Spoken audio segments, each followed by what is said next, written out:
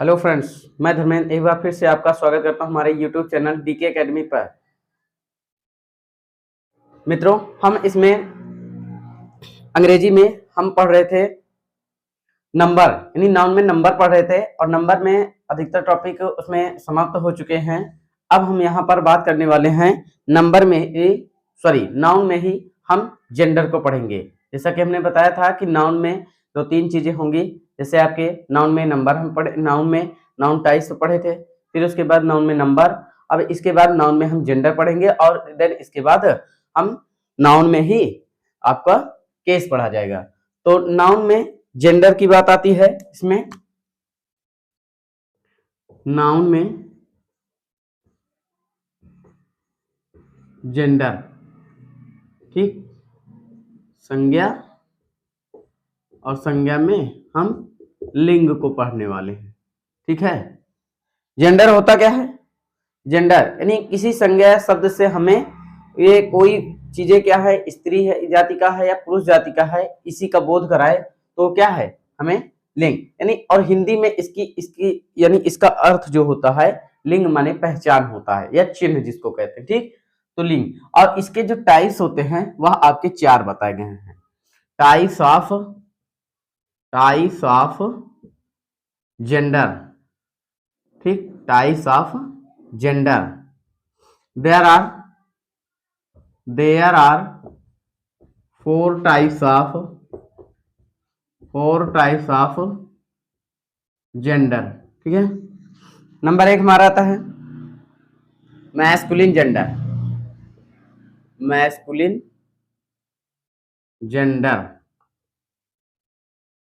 इसमें masculine gender आएगा। ठीक है। मैस्कुलिन जेंडर से क्या होता है, यानी जिस संज्ञा शब्द से हमें किसी पुरुष जाति का बोध होगा वह मैस्कुलिन जेंडर के अंतर्गत आएगा, यानी इसमें केवल पुरुष जाति का बोध होगा। जैसे बॉय, फादर, मैन, है ना, हॉर्स, ये सभी डॉट एक्सेट्रा एक्सेट्रा। ठीक, तो ये रहा हमारा मैस्कुलिन जेंडर। मैस्कुलिन जेंडर क्या बताता है, यानी जिस संज्ञा शब्द से हमें किसी पुरुष जाति का बोध होगा वो आपके सभी क्या होंगे, यानी मैस्कुलिन जेंडर। जैसे बॉय, फादर, मैन, हॉर्स ना। दूसरा हमारा बताते हैं फेमिनिन जेंडर। फेमिनिन जेंडर क्या होता है, जिस संज्ञा शब्द से हमें किसी स्त्री जाति का बोध हो। ठीक, यानी इसमें स्त्री जाति का बोध होगा तो क्या होगा, फेमिनिन जेंडर। जैसे girl, mother, women, mayor, dot etcetera etcetera. ठीक, तो ये रहा हमारा मैस्कुलिन जेंडर। मैस्कुलिन जेंडर में हमने पढ़ा कि मैस्कुलिन जेंडर होता क्या है, यानी जिस संज्ञा शब्द से हमें किसी स्त्री जाति का बोध होगा वह मैस्कुलिन जेंडर के अंतर्गत आएगा। ठीक है। जैसे गर्ल, मदर, वुमेन, मेयर। ठीक, मेयर माने घोड़ी होता है। ठीक है। अगला इसमें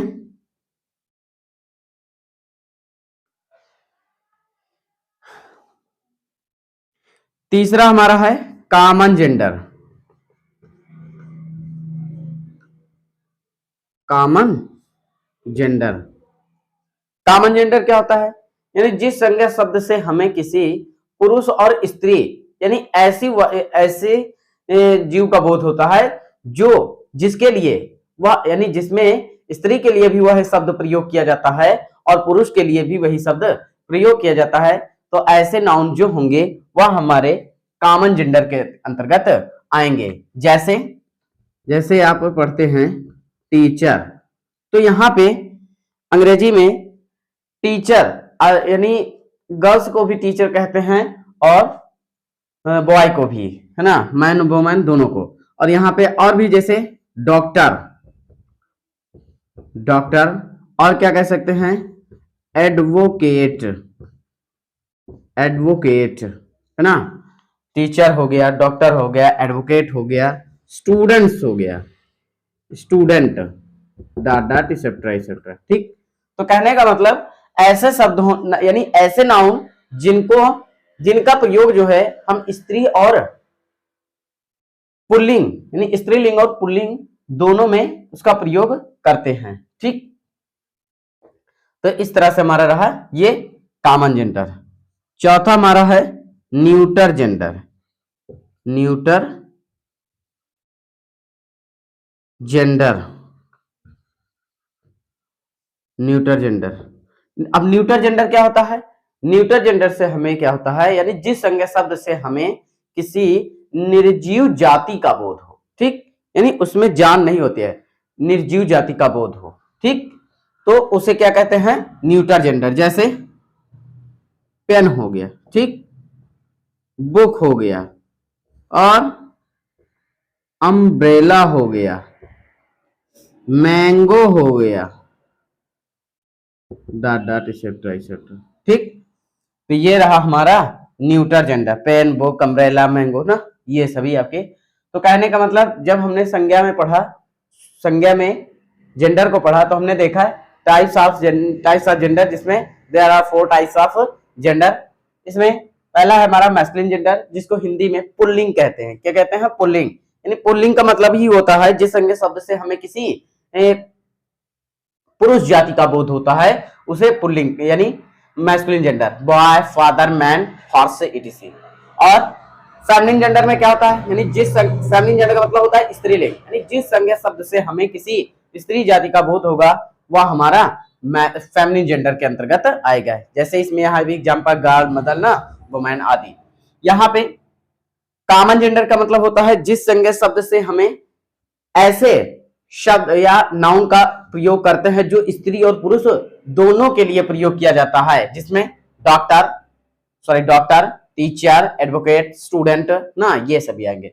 न्यूटर जेंडर मतलब होता है, यहाँ पे कॉमन जेंडर का मतलब होता है उभयलिंग, उभय मतलब दोनों, और दोनों मतलब स्त्री और पुरुष दोनों के लिए। न्यूटर जेंडर का मतलब होता है नपुंसकलिंग, नपुंसकलिंग में जैसे पेन, बुक, अम्ब्रेला, मैंगो। ठीक, ये सभी आएंगे। तो यानी जिसमें जान नहीं होगी, ऐसे नाउन क्या होंगे आपके? ऐसे नाउन आपके हो जाएंगे न्यूटर जेंडर। अब इसको हम इरेज कर दे रहे हैं। अब इसमें कुछ एक आध दो नियम होते हैं जो जेंडर को बदलने के, तो उसी को हम थोड़ा सा बता करके आगे इसमें हम केस को पढ़ाएंगे। ठीक, नाउन में। चलिए इसको इरेज कर दे रहे हैं, स्क्रीनशॉट ले लीजिए। अब हम इसको इरेज कर दे रहे हैं। चलिए इसको इरेज कर दे रहे हैं, यहां पे इसको इरेज करके।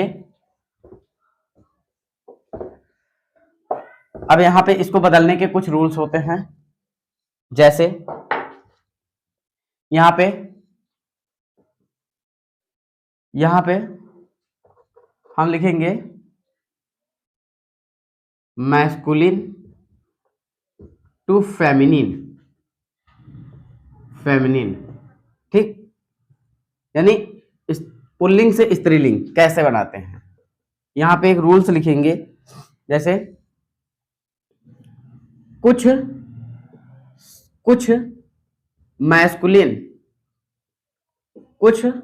मैस्कुलिन जेंडर को सामान्यतः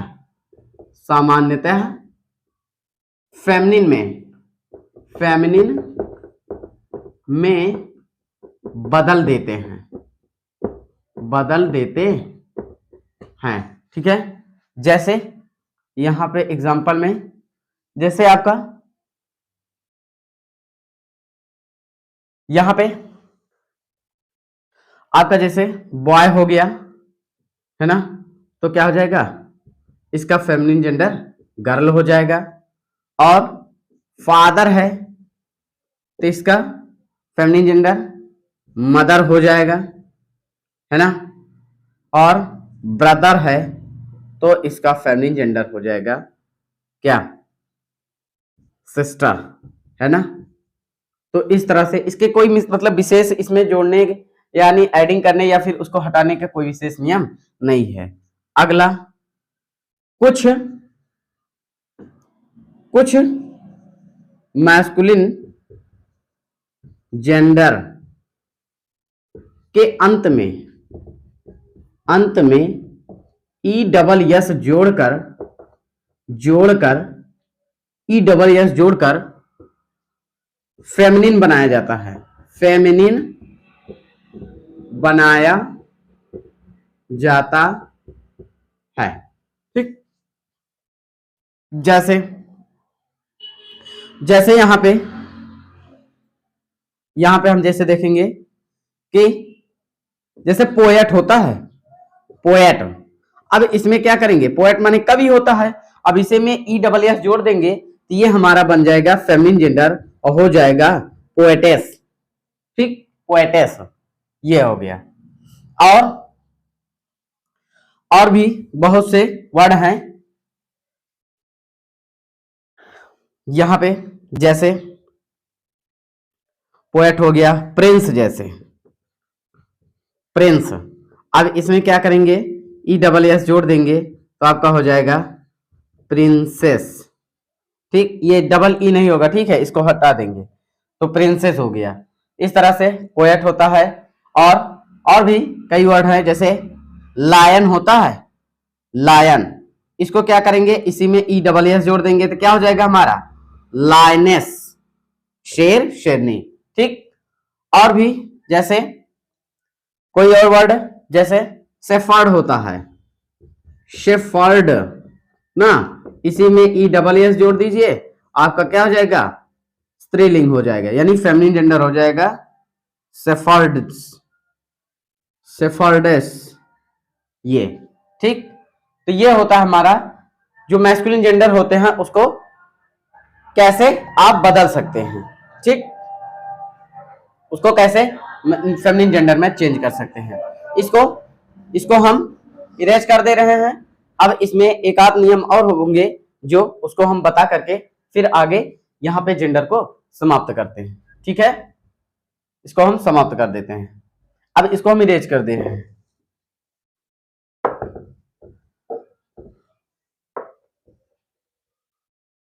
यहाँ पे एक आध रूल्स और लिखेंगे उसके बाद। अब यहाँ पे लिखिए, कुछ मैस्कुलिन, सॉरी ऐसा मत लिखिए, यहां पे कुछ नाउन के अंतिम, कुछ नाउन के अंतिम वावेल्स को हटाकर तथा अंतिम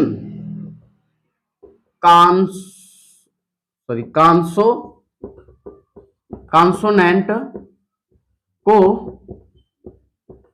डबल करके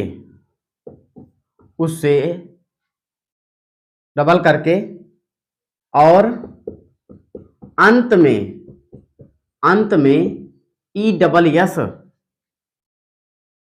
जोड़कर प्लूरल फेमिनिन बनाया जाता है, फेमिनिन बनाया जाता है। ठीक, फेमिनिन बनाया जाता है, यानी कुछ नाउन ऐसे होंगे जिनके अंतिम वावेल को हटा देंगे और उसका जो अंतिम कॉन्सोनेंट होगा उसको हम डबल कर देंगे और जस्ट उसी के बाद ई डबल एस जोड़ देंगे तो वो हमारा कैसा हो जाएगा, ठीक, यानी हो जाएगा हमारा फेमिनिन जेंडर। जैसे हमारा एक्टर होता है, एक्टर अभिनेता ना। अब इसको क्या करेंगे, अंतिम वावेल आपका ओ है तो ओ को हटा दीजिए और यहां पर इसको आप डबल कर देंगे और इसी में लास्ट में ई एस जोड़ देंगे, ई डबल एस, तो आपका हो जाएगा क्या एक्ट, ये ओ हट गया, आपका आर बचेगा, डबल कर देंगे और इसी में ई डबल एस कर देंगे। ठीक है, इस तरह से एक्ट्रेस। अगला और भी क्या हो सकता है हमारा, जैसे एम्परर, ठीक है, इसको क्या करेंगे, हम ओ को हटा करके ई डबल एस यानी अंतिम कॉन्सोनेंट को डबल करके ई डबल एस जोड़ देंगे तो आपका हो जाएगा क्या एम्परर्स। ठीक, इस तरह से। तो यहां पे आपका ये हो जाता है। ठीक है, इसको हम इरेज कर दे रहे हैं। अब इसमें यहां पर हम यहां से आपका और जो मान लीजिए जैसे father in law, mother in law ना, तो इस तरह से जो आपका मेन वर्ड होगा उसी में आप परिवर्तन करके, जैसे एक आध एग्जांपल में और देख लीजिए, जैसे इससे इससे हट कह रहा है, जैसे फादर इन लॉ है ना, फादर इन लॉ है ना, फादर इन लॉ, तो इसका आप जो जेंडर चेंज करेंगे ना, तो यहां पे हो जाएगा mother in law, mother in law. इस तरह से कहने का मतलब इसी तरह ये चेंज होगा। यहां पे ये जो मेन शब्द है इसी का हम जेंडर चेंज करेंगे, इसका कोई जेंडर चेंज नहीं होगा। ठीक, तो यहां पे हमारा आपका जेंडर समाप्त होता है और हम इसको इरेज करके अब आपको नाउन में ही केस को बताते हैं। ठीक,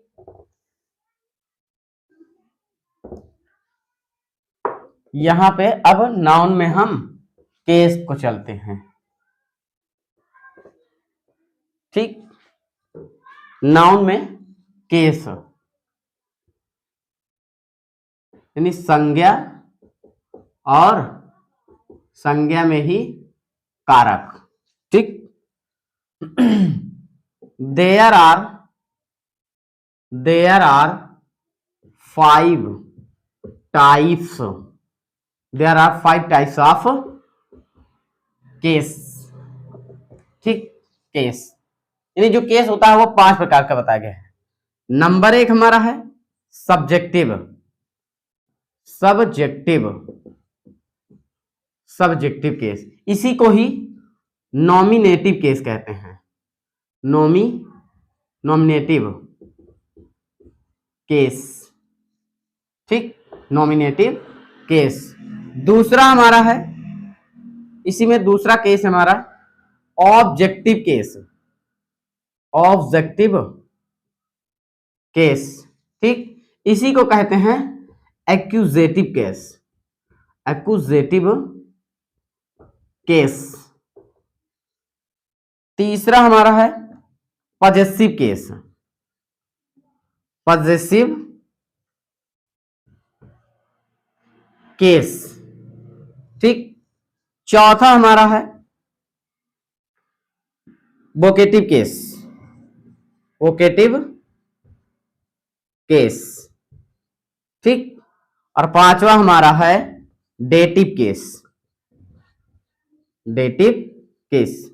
तो इस तरह से हमने केस के बारे में पढ़ा, यानी नाउन में अगर केस की चर्चा की जाएगी तो नाउन में 5 प्रकार के जो कारक होते हैं वो बताए गए हैं। इसमें नंबर 1 हमारा है सब्जेक्टिव केस, या फिर इसी को ही नॉमिनेटिव केस कहा जाता है। ऑब्जेक्टिव केस या इसी को ही एक्यूजेटिव केस कहा जाता है, और इसमें पजेसिव केस होता है, और अगला हमारा वोकेटिव केस है, और लास्ट है हमारा डेटिव केस है। अब इसमें हम डेटिव केस, अब इसमें सब्जेक्टिव केस क्या है उसको पढ़ेंगे, ऑब्जेक्टिव केस क्या है उसको देखेंगे, पजेसिव केस क्या है, वोकेटिव केस क्या है, और डेटिव केस क्या है। मेन आपकी यहाँ पे यही 3 आपके मेनली होंगे जो इन्हीं पर हम चर्चा करेंगे। ये विशेषकर आपको जब आपको सिंथेसिस पढ़ाया जाएगा तो वहां पे इन सब चीजों को आपको बताएंगे। ठीक है, लेकिन मेनली आप यहाँ पर सिर्फ इतना ही पढ़ेंगे, सब्जेक्टिव केस है। चलिए अब इसको हम इरेज कर दे रहे हैं। इसमें सब्जेक्टिव केस को ही देखते हैं पहले। सब्जेक्टिव केस होता क्या है, या जिसे नॉमिनेटिव केस कहते हैं, है ना। सब्जेक्टिव केस, सब्जेक्टिव केस मतलब यहाँ पे सब्जेक्ट का कार्य करेगा। ठीक है, यहाँ पे जैसे Dinesh has, Dinesh has played, Dinesh has played well. ठीक, दिनेश हैज प्लेड वेल। ठीक, तो यहां पे आपका सब्जेक्टिव केस या नॉमिनेटिव केस क्या है, दिनेश होगा। दूसरा हमारा क्या है ऑब्जेक्टिव केस, ऑब्जेक्टिव केस। इसी का दूसरा नाम हमने अभी आपको बताया, इसका दूसरा नाम क्या बताया, इसका दूसरा नाम है एक्यूजेटिव केस, एक्यूजेटिव केस। ठीक, इसमें इसका एग्जाम्पल जैसे, इसमें इसका एग्जाम्पल क्या होगा, जैसे हमारा राम किल्ड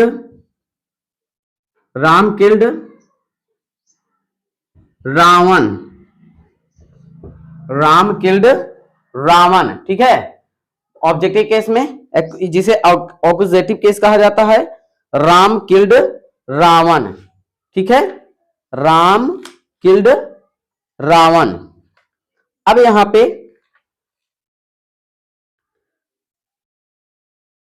पे हमने देखा, यहां पे तो अगर सब्जेक्टिव केस भी है और ऑब्जेक्टिव केस भी है, ठीक है।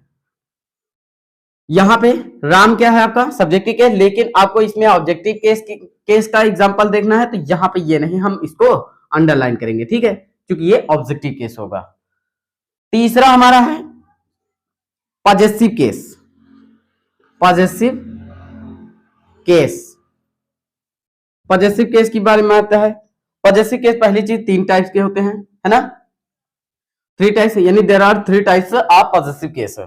पॉजेसिव केस आपका क्या होगा, 3 टाइप्स के होंगे, जिसमें नंबर 1 हमारा होगा, एपोस्ट्रॉफी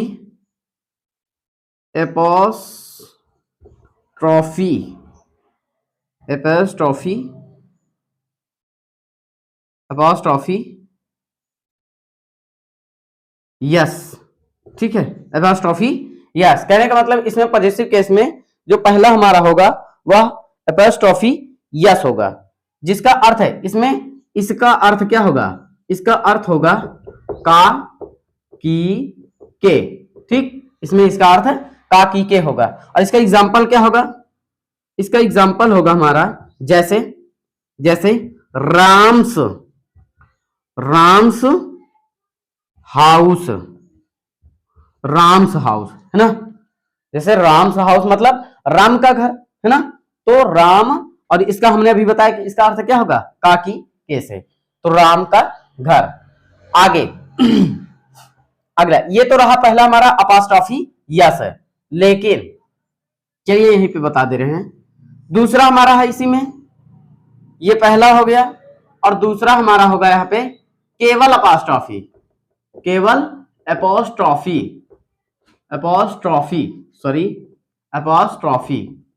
केवल यहाँ पे अपोस्ट्रोफी होगा, जिसमें हिसिंग साउंड के